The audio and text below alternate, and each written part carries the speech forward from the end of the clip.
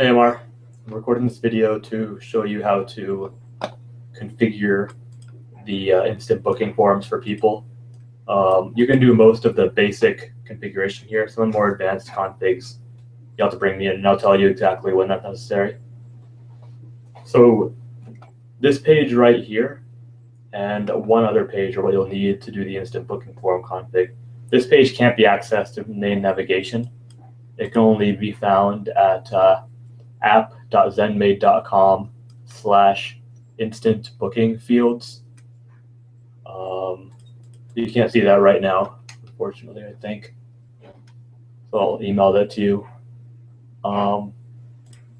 But this page is where you can input the different options that show up when people book on their booking forms, like bedrooms, bathrooms, things like that, and also put their pricing if they want pricing to be shown here.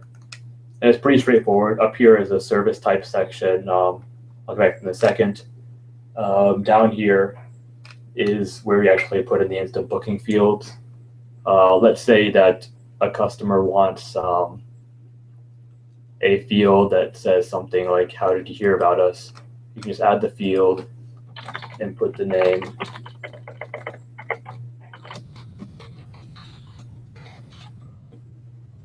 And if it's a select with a bunch of different word options like radio, email, things like that, you have to bring me in to set that up.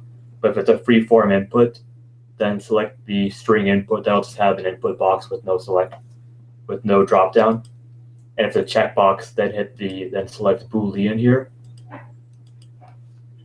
This won't have a price associated. You can leave that blank. And once you put that in, you can save your changes. You can also reorder the fields by dragging up and down like this if you want to. You can see under each field there's a drop down called cleaning type. So what this is that if a person has sort of a branched form, like for instance, Alex has a form to toggle between residential and window cleaning, and different options show for both. This is where you can select which category the different options will show up under. And you can add different service types up here.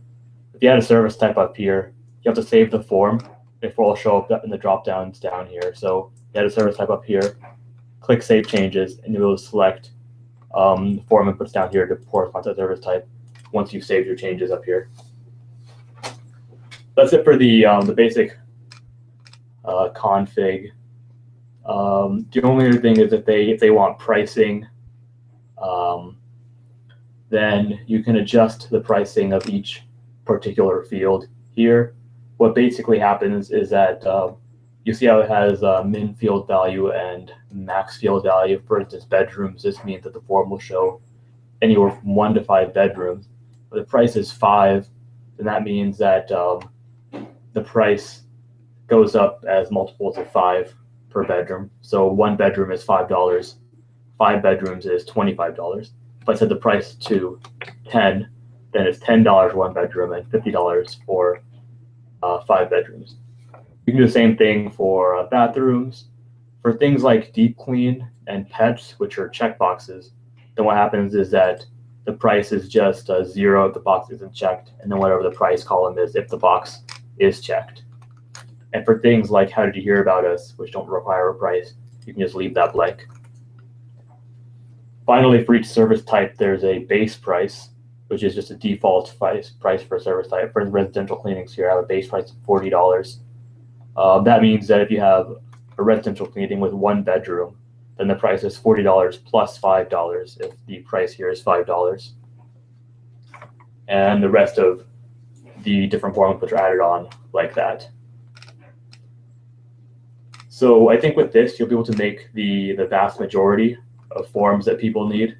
The only thing that bring me in on is, number one, if the form requires an input, which has a drop down, and the drop down selections are different categories. Like if they wanted to input like square footage, and the drop down categories are like 0 to 1,000, 1,000 to 2,000, 2,000 to 3,000. You have to bring me in to set that up. Only because I haven't set it up through this particular interface yet. I could probably set up an interface that would allow you to do that. And I think that's basically it in terms of what you'll need me particularly for with these forms. Only if it has a drop down which has categories that aren't just numbers. That's it for the basic config. The only thing is that on the second page, you'll to manage some more form parameters. You can access the second page through the settings, actually. If you go to the person's account settings, you go to the bookings page. There are a few places where you can optimize, or rather optimize to customize the way the form is shown. The most important one is here, the show price. If the user wants price estimation, then check this box. If they don't want the price estimation to show up, then you uncheck the box. And also the call to action top of the form will get edited here. And I believe that we don't actually use this about us anymore. Oh wait, no, we do. This is the box that shows up above the form.